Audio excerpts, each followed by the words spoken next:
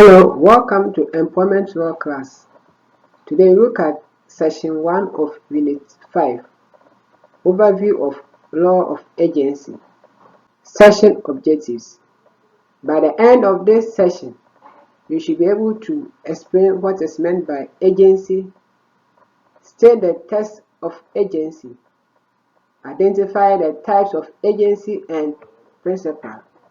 What is agency? Friedman 1990 defines agency as the relationship that exists between two persons when one, called the agent, is considered in law to represent the other person, called the principal, in such a way as to be able to affect the legal position in respect of the strangers to the relationship by making of contract or the disposition of property. Basically, what the definition stands to achieve is that agency relationship will exist when the principal, for instance, let's say P, appoints another person who is the agent A.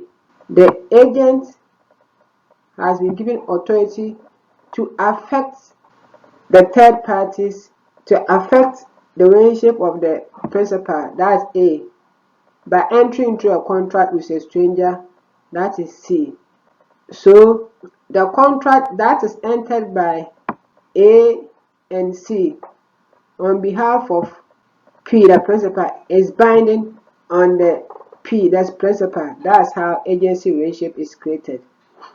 Now the test of agency. The test of agency is whether a person has capacity, to bind the principal by act done on his behalf. When the agent established privity of contract between third party and his principal exists. So the capacity here is your ability to enter into a binding contract. So therefore the question now becomes whether or not a person has capacity to bind the principal by act done on behalf of the agent, on behalf of the principal. So in this case, you are looking at the fact that the principal has appointed you as agent, but do you have the capacity, do you have the power, do you have what it takes to enter into a valid contract that binds the principal?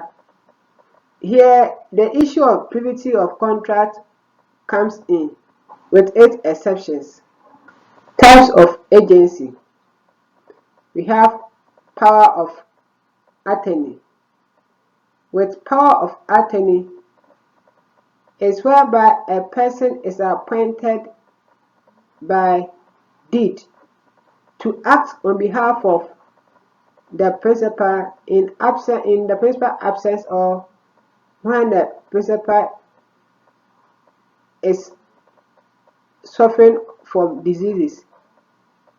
Now, the power of attorney gives the person being appointed to act in businesses that the principal would have entered. So basically, the power of attorney is just granting a power to another person to act on behalf of another person, or the transaction that he would have performed, the appointer would have performed if he was present or well. Another type is factor. Factor here is a mercantile agent who has been given possession of the goods to sell in his own name. He can pledge the goods as well. So with factor, the goods will be given to him by the principal and he will be having a full control of the goods. He can sell the goods in his own name, pledge it as well, among others. However, when it's come to brokers, they are also mercantile agents. However, they don't have possession of the goods, neither can they sell the goods in their own name. With dire credit agent, a dire credit agent is an agent who undertakes a contract with the principal that, in case the third party that he's entering into contract on his behalf fail to pay what is supposed to be paid by him, he is willing to pay the amount owed by a third party, and therefore, because of that undertaking, he takes his normal commission as well as the dire credit commission. We also have the auctioneer. Auctioneer basically functions in the auction sales. He receives bid and sell the auction goods as well. Categories of agents. The various types of agents that we just discussed can also be categorized into the following: either general agent, special agent, or universal agent. So with general agent, his power or authority is limited to specific acts. So the agent is given the authority to perform specific duty, and once that duty is executed, the agency relationship has come to an end. We also have the general agent. General agents perform any duty that is normal to their scope of business, such as a solicitor. So a solicitor here can also mean a lawyer. So with this general agent, he is entitled to do everything within his normal scope of business. Contrasting it with universal agent. Universal agent is appointed by deed, known as the power of attorney, with unlimited authority. So with universal agent, he does not have limited authority. His authority is unlimited, and he can perform any act that a principal would have performed, including the execution of the deed. So the scope of the duties of universal agent is larger as compared to that of general agents. We shall now consider non-agency contractual relationship. We have the issue of bailment. Here, bailment simply means the delivery of goods on condition, expressed or implied, that they shall be returned by the bailee to the bailor, or according to his direction, as soon as purpose for which they were bailed has fulfilled. Basically, agency relationship exists when the bailor is the owner of the goods, gives the goods or entrusts the goods in another person's hand, who is called the bailee, with the bailee to take care of the goods or act in a certain manner. Once the goods are in the possession of the bailee has a duty of care to ensure that the goods will not be damaged. We also have the issue of trust. Trust is a relationship between one person and another based on confidence, by which property is vested in or held by the person on behalf and for the benefit of the other person. So the other person here is the beneficiary. What this simply means that trust relationship exists when one person appoints another to act, or where goods are vested in another person for the benefit of a third party who is the beneficiary. So, and most of the time it's only happen when the beneficiary does not have a capacity to enter into such contract or hold those goods.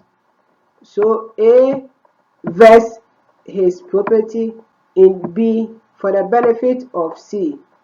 He said, look, C is my son. Keep this property. When he grows, transfer, or when he attains the age of 21, transfer the property to. Now C becomes the beneficiary.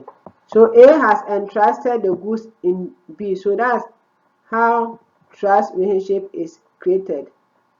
You also have independent contractor, whereby a person holds. So before I go to independent contractor, let me point out the parties in trust. So in trust, A will now be called the settlor. The one who is creating the trust is called the settlor. B, the one who has been asked to hold or who has been vested with the property is the trustee. So B will be trustee. He is the person that the property has been vested in. And C is the beneficiary, the one who is going to benefit. Now let's move to independent contractor. So the independent contractor enters into a contract with the principal. He controls the manner in which he does his work. The employer has no control over the way and the manner in which he does his work. Types of principal. We have disclosed principal. Here, the agent makes it known to the third party that is working on behalf of a principal. So the identity of the principal is known. The agent is aware that the third party is aware that the agent is acting for this particular person. With partial disclosure or a partially disclosed principal, the principal is known by a third party to exist, but does not know the person's identity as in the case of the disclosed principal. So the only difference between the disclosed principal and partially disclosed principal is that with disclosed principal, the third party knows that a principal exists and knows the identity.